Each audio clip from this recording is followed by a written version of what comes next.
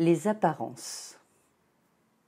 Ce à quoi vous êtes maintenant confronté dans votre monde est le résultat de vos pensées passées, de vos croyances, de vos sentiments et de l'activité de votre imagination. Ces apparences continueront d'exister aussi longtemps que vous leur donnerez vie, à travers l'attention que vous leur portez.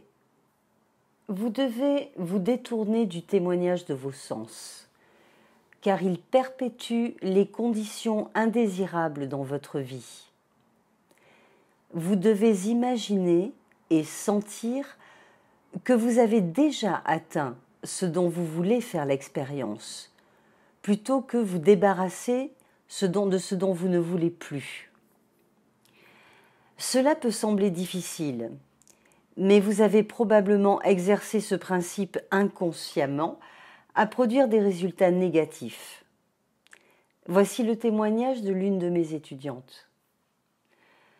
Quand j'avais dans les 20 ans, je me suis retrouvée dans une situation qui était très désagréable pour moi et je voulais en sortir. Après avoir assisté à une conférence donnée par Neville, je l'ai attendu pour le rencontrer. Je lui ai raconté brièvement mes circonstances malheureuses et espéré qu'il offrirait des conseils quant à la façon de les changer. Il m'a souri et dit « Ne l'acceptez pas ». À l'époque, dans ma vie, je ne saisissais pas encore pleinement son enseignement.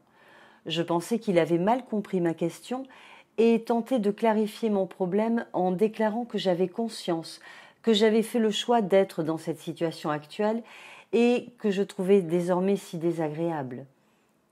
Neville me sourit et dit de nouveau « Ne l'acceptez pas ». Je suis partie de notre entrevue très frustrée, pensant qu'il ne comprenait pas mon problème. Je continuais à lire les 2 livres que j'avais de lui. Je compris peu à peu ce qu'il voulait dire et que quelles que soient les circonstances, je ne devais pas les accepter comme définitives. Je commençais donc à imaginer ce que je voulais plutôt que me concentrer sur mon environnement négatif.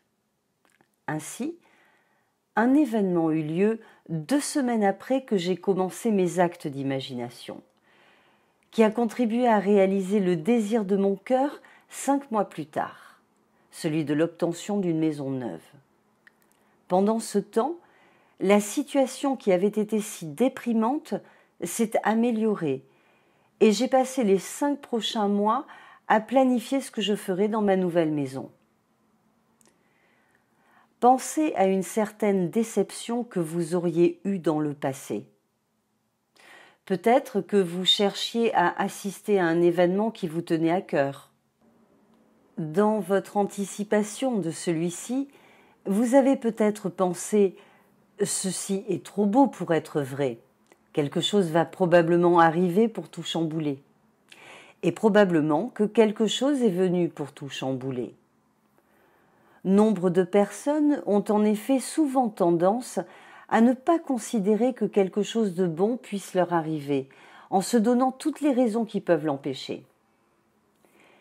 Les gens autour de vous peuvent être prompts à souligner que vous êtes irréaliste lorsque vous éprouvez un désir qui paraît difficile, voire impossible à atteindre.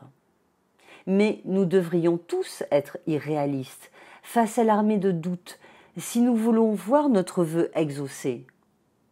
Nous sommes appelés à ne pas tenir compte des faits qui priveraient la réalisation du désir de notre cœur. L'habitude est la seule chose qui garde nos pensées qui se déplacent le long de la vieille ornière négative et familière. Personne ne peut changer vos habitudes de pensée et par conséquent votre vie, excepté vous-même.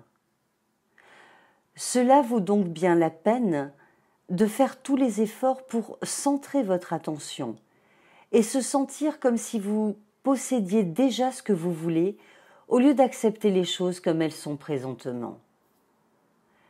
La conscience est la seule cause est la seule réalité. Chaque expérience négative a été produite en donnant d'abord de l'attention, puis du sentiment à cette condition. Ce que la conscience a fait, elle peut le défaire. Votre responsabilité est de faire comprendre à votre esprit le changement que vous souhaitez exprimer. Votre imagination est la puissance créatrice qui vous permettra d'atteindre la fin sans effort particulier et de manière naturelle. Les apparences confirment nos anciens schémas habituels de pensée. Ce que vous imaginez être de vous aujourd'hui se projettera dans votre monde demain.